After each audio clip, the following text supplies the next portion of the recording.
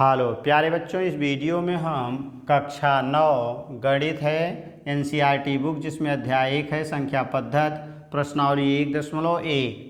प्रश्न संख्या 3 है कि 3/5 और 4/5 के बीच 5 परिमेय संख्याएं ज्ञात कीजिए।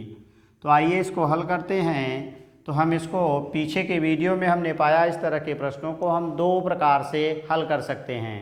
तो यहाँ हम टाइप नंबर 2 देखेंगे जो आसान है। तो इसमें कुल 5 परिमेय संख्याएं कह रहा है, तो 5 में एक जोड़ेंगे तो हमें 6 मिल जाएगा। तो हल आएंगे, हल में क्या मिलेगा, पहले हम दोनों संख्याओं को लिखेंगे। एक 3/5 है और दूसरी संख्या हमारी 4/5 है। अब अगला काम हमारा क्या होगा कि दोनों में चूँकि हर पहले बराबर करना है, हर यहाँ पहले से बराबर है, तो हम अगर 5 में एक जोड़ते हैं तो चूँकि 5 कहा था तो बराबर 6 आएगा। तो 6 का ऊपर नीचे गुणा कर देंगे तो 3/5 गुणे 6 होगा। 4/5 गुणे 6 होगा। तो यहाँ बनेगा 6 त्रिक 18 बटे 6 पंजे 30 होगा। यहाँ बनेगा 6 चौक 24 बटे 6 पंजे 30 हो जाएगा। अब हमें इन दोनों के बीच में जो परिमेय संख्या निकालनी है, 18 से लेकर के हम 24 के बीच में आएंगे, यानी 19 से लेकर के 23 तक। इसलिए हमें क्या मिलेगा, अतः या इसलिए यानी 3/5 व 4/5 के बीच कितनी संख्या लेना है, 5 परिमेय संख्या ये बराबर हो जाएगा। पहला मिल जाएगा 18 के बाद आता है तो 19 बटे ये हर हमारा रहेगा 30, उसके बाद 20/30, फिर 21/30, 22/30, आगे आएंगे तो 23/30 हो जाएगा। 1 2 3 4 5 यही हमारा आंसर बन जाएगा। यदि इसमें कुछ कैंसिल हो रहा है तो इसको हम कैंसिल कर देंगे। 3 दहा में 3 सते 21 हो जाएगा। 2 से काटेंगे कि 11, 2 से काट देंगे तो 15 आ जाएगा। हमारा आंसर बनेगा 19/30। दूसरी संख्या मिल जाएगी हमें, 0 कटा था तो 2/3 हो जाएगा। तीसरी संख्या मिल जाएगी 7 और 10 बचा था तो 7/10 होगा। 11/15 हो जाएगा तो 11/15 हो गया। अगला हमें मिल गया 23/30 और यही हमारा आंसर बन जाएगा। इस तरह से किसी दो परिमेय संख्याओं के बीच में हम परिमेय संख्याओं को इसी तरह से ज्ञात करते हैं। अब आगे आते हैं, हम नेक्स्ट प्रश्न संख्या 4 को लेते हैं। तो 4 में क्या दिया है, करा नीचे दिए गए कथन सत्य या असत्य है, कारण के साथ अपने उत्तर दीजिए। ये ग्राफ इसमें नहीं दिया गया है, ग्राफ की सहायता से आपको आसानी से समझ में आ जाएगा। कह क्या रहा है, नंबर 1, प्रत्येक प्राकृतिक संख्या एक पूर्ण संख्या होती है।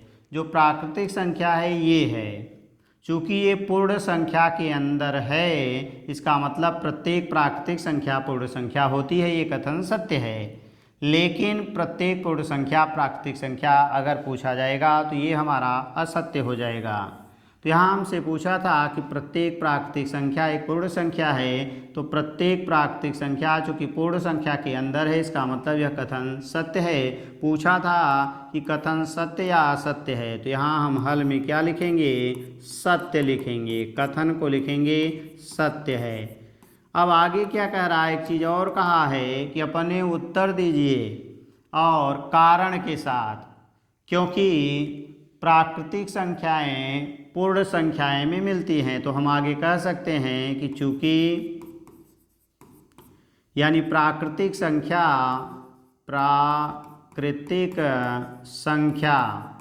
हम चाहें तो संख्याओं को भी लिख सकते हैं, 1 2 3 डॉट डॉट पूर्ण संख्या यानी पूर्ण संख्या 0 1 2 3 डॉट डॉट में मिलती है।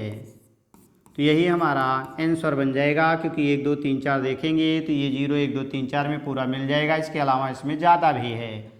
तो दूसरा है प्रत्येक पूर्णांक एक पूर्ण संख्या होती है। पूर्णांक का मतलब ये जेड और पूर्ण संख्या का मतलब दूसरा वाला गोला यानी डब्लू।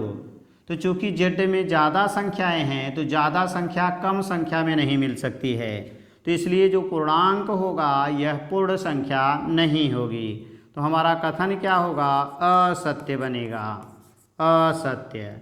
अब असत्य क्योंकि है कि इसमें माइनस भी वाली संख्याएं हैं, इसमें 0 1 2 3 4 है, लेकिन इसमें माइनस वाली भी संख्याएं हैं, क्योंकि हम जानते हैं डब्लू में जो संख्या मिलती है 0 1 2 3 डॉट डॉट, और जो जेड में संख्याएं मिलती हैं इसमें 0 1 2 3 और -1 -2 डॉट डॉट, ये दोनों होंगे। तो जो पूर्णांक है वह पूर्णांक ये है, इसको हम पूर्णांक कहेंगे और इसको हम क्या कहेंगे, पूर्ण संख्या। तो जब हम देखेंगे टोटल पूर्णांक पूर्ण संख्या में नहीं मिलेगा, क्योंकि ये निगेटिव वाला नंबर इसमें नहीं है, तो इसलिए हमारा कथन असत्य हो गया। अगर हम लिखना चाहें तो आगे लिख सकते हैं कारण कि क्योंकि, यानी ऋणात्मक संख्याएं, ऋणात्मक संख्याएं यानी ऋणात्मक इसमें है पूर्णांक में, पूर्ण संख्याओं में नहीं मिलेगी। यानी ऋणात्मक संख्याएं पूर्ण संख्याओं में नहीं मिलेगी, नहीं मिलेगी। इसलिए हमारा ये कथन क्या हो गया, असत्य हो गया। अब आगे आते हैं नंबर 3 में। तो हम लेते हैं इसका नंबर 3। तो नंबर 3 क्या कह रहा है, प्रत्येक परिमेय संख्या, यानी जितनी परिमेय संख्याएं हैं, परिमेय का मतलब 1 2 3 4 -1 2 3 4 0, उसके साथ साथ बटे वाली भी संख्याएं हैं, क्योंकि हम पाते हैं परिमेय संख्याओं में हमारा प्लस माइनस बटे दशमलव सभी होते हैं। तो इसमें हमें क्या मिलेगा, यानी 0 1 2 3 -1 -2, उसके बाद बटे वाले और दशमलव वाली ये सभी संख्याएं आ जाएंगी। लेकिन पूर्ण संख्या में, तो पूर्ण संख्या में हमें क्या मिलेगा, केवल 0 1 2 3 डॉट डॉट। तो उसने कहा प्रत्येक परिमेय संख्या एक पूर्ण संख्या होती है। तो देखेंगे ये हमारा इसमें नहीं मिलेगा, इसका मतलब असत्य हो गया, असत्य ये भी कथन हो गया। क्योंकि यानी जो परिमेय किसी भी एक नंबर को ले लिया जाए 1/2 पूर्ण संख्या में नहीं मिलेगी या नहीं मिलेगी।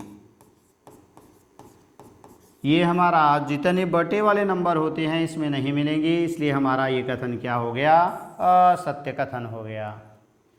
तो इस तरह से हमारा ये क्वेश्चन नंबर पहले का 3 था।